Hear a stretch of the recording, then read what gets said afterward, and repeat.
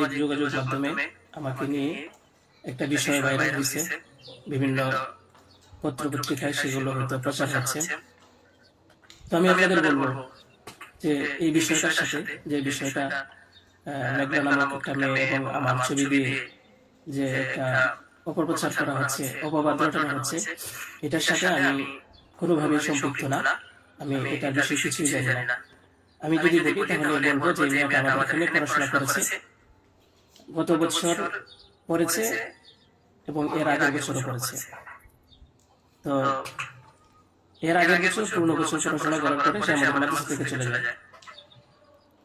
তো পরবর্তী বছর যখন মাদ্রাসা শুরু হলো তখন আমরা খোঁজ নিয়ে জানতে পারলাম যে কে কে আসে নাই। তো যারা যারা আসছে না তাদের মধ্যে সে একজন ছিল, যে সে এখান থেকে চলে গেছে অন্য কোথাও। তো খবর নিয়ে জানতে পারলাম সে ঢাকা চলে গেছে, তার বাবা মার সাথে থাকে। বাবা মা সৎ বাবা এবং মা অন্য কোথাও আগে বিয়ে বসছিল। তো বর্তমান যে বাবা আছে মেঘনা তার মেয়ে না, বরং আগের বাবার বয়সে। তো সে যখন ঢাকায় চলে গেল আমরা শুনলাম, তখন আমরা কিছু বলি নাই, ঠিক আছে ঢাকায় তো পড়াশোনা বেশি হয় তাহলে পড়ো। আমরা আমাদের ক্লাস শুরু করে দিলাম। কিছুদিন যাওয়ার পরে দেখলাম আবার এই মেয়েটা আমাদের মাদ্রাসায় আসছে। তো আসার পরে জিজ্ঞাসা করা হলো যে কেন, কি অবস্থা, কোথা থেকে আসছো? সে বললো যে ঢাকায় চলে গেছিলাম, এখন নানা জোর করে নিয়ে আসছে আমার।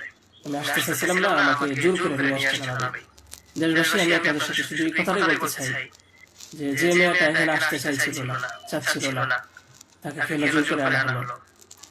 তাকে জোর করে আনার পিছনে কি কারণ ছিল বা তার কি স্বার্থ ছিল? পরবর্তীতে আমরা এটাও জানতে পারি যে এই মেয়েটা তার এই নানার সাথে রাতের বেলা ঘুমায়। সে নিজেই বলছে।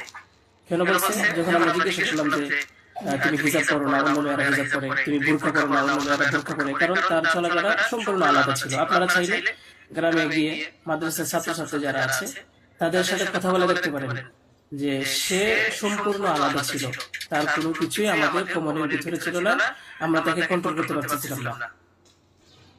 তো সে এইভাবে কিছুদিন থাকার পরে আমরা ভাবলাম যে হয়তো তাকে আমরা রাখতে পারবো না, কারণ আমরা তাকে কন্ট্রোল করতে পারছি না। হয়তো মেয়েটা অন্য কোথাও গিয়ে যদি কন্ট্রোলে থাকতে পারে, পড়াশোনা করে, তাহলে এটা তার জন্য ভালো। তাই আমরা তার গার্জেনের কাছে বললাম, তার মাকে আমরা বুঝিয়ে বললাম।